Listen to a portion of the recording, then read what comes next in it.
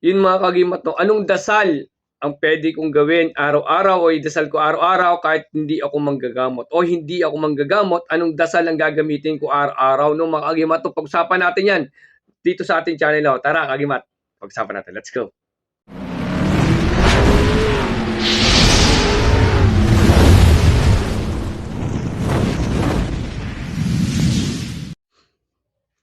Yun mga kagimat 'no, mapagpalang araw sa inyo 'no.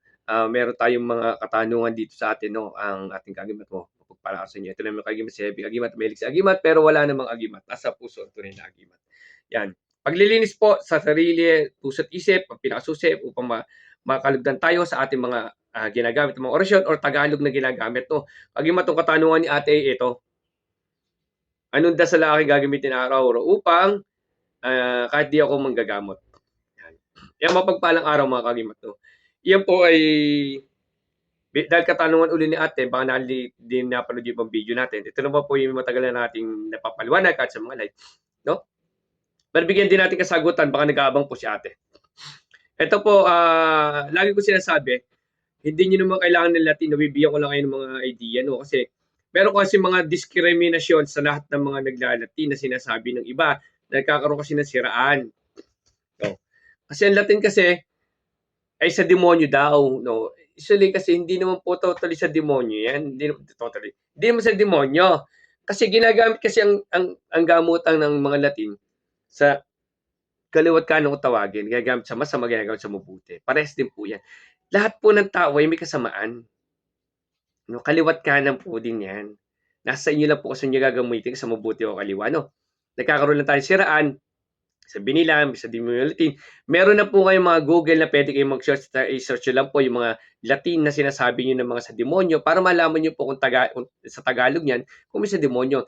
Kagaya ng mga, sa Tor Arepo Tenet Opera Rota, sa Lepros Coronados, Crium Kakamong Salve Me, ako sandatan, ako po sandatan, ako ang hari sa aking pupuntahan. Eh, mga Tagalog po niyan. Jim Umte, yung Amo sa taong Saba, mga Diyos Ama, Diyos Anak, Diyos Espiritu Santo, mga Tagalog, di ba? Diyos Salvame, kaligtasan. Jesus, Jesus Cristo Salvame, kaligtasan, di ba? Jesus, Jesus, iligtas mo ko. Tapos meron mga Coram Iumnia Sinoe Glory Chris Aram no hindi sa manato sa Coram Becrem no. Iyon yung pagtawag ng panalangin natin, pagtawag natin yan. Di ba? Oo, pagtawag natin sa Ama, paghingi ng kapangyarihan. Magbibigay ng gabay sa kapangyarihan sa ating mga gamit, no, tsaka sa katawan. Di ba? Yung Ama namin, di ba may Tagalog din yan? May Latin din yung Ama namin. Di ba? Paano mo sasabihin na ang Latin ay may sa demonyo? Di ba? Yung kasi sa part ng paninira. Pero yun, okay na yan. At least binigyan ko lang mga idea sa maiwasan yung kalituhan ng isip natin kasi nga merong mga panlinlang, nalilinlangin tayo. Doon tayo sa katotohanan. Pwede palang isa-translate natin through Google Map. Through Google. Di ba? Merong mga translating, no? O, translate nyo na lang para malaman nyo, para maiwasan po yung panlilinlang ng bawat isa. No, kagimat no? Yung katanungan ni ate, bigyan ko lang idea, no? Yung katanungan ni ate, yung everyday na, no? Yan po, kasi sa sinakulo po sa Bible po, sinabi po sa Bible, sa sinakulo, ang pinakamabisa pong panalangin na ibibigay talaga binigay ng ating Diyos Anak na si Jesucristo ay panalangin po na Ama namin. Matagal ko po sinabi sa video, ang Ama namin po, pagka malinis ang puso mo at saka po iisip, nakapokus kayo sa panalangin at ang kaloob nyo ay nilalaan nyo talaga sa Panginoon, kalulugdan po kayo. Sa pamagitan ng Ama namin panalangin, lahat po ng kahilingan nyo ay kalulugdan ng Panginoon. Paano po magaganap? Kailangan po malinis ang isip at puso. Huwag po mananalangin na may tanim kayo ng galit o katampuhan sa pamilya nyo, sa kapatid nyo, kaibigan nyo. May katampuhan sa mga loob. Huwag po, pwede manalangin. Pero siyempre, kung may kahilingan kayo, kailangan clear nyo po sarili nyo. Clear nyo yung puso nyo, linisin nyo po, tanggalin nyo po sa puso nyo at sa isip nyo. Iwasan yung mga martes, mga paninira. Iwasan yung mga panakit ng salita. Linisin niyo po upang pag nanalangin po kayo, kalulugdan po kayo. Isa pong pinakamabisa po yan, isang pondo po yan. At pag nananalangin po kayo ng Ama namin, hindi kayo para makulang o maduwende po. Kasi po, kung tayo panalangin nyo, mapupuno kayo ng pondo.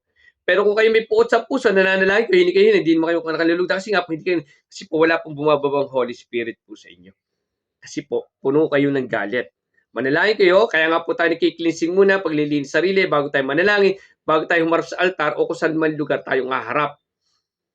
Paglilinis muna po sarili, tapos Ama namin, no? Sumasampalataya, Aba, Ginoong Maria, luwalhati. Yan po kalimitan po na bibigay na Tagalog lamang sa inyo. No? Kung mahilig kayo sa Latin, may Latin po yan. Gamitin nyo yung Latin niya kung gusto niyo. O, translating lamang yan. Yun po, pinakamaganda po, basta linisin po sarili. Iwasan magtanim ng galit sa puso. Di bali magtampo, huwag kayong magtatanim ng galit sa inyong puso. Yan po, pinamabisa po na panalangin.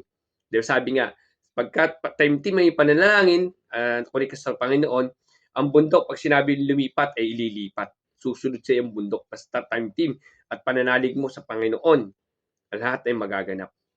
Yan. Maraming salamat na makatulong sa inyo konting kaalaman yung Agimat Sepi. Agimat, Melix sa Agimat, pero wala namang Agimat. Nasa puso ang tunay na Agimat. Maraming salamat. God bless sa inyo lahat.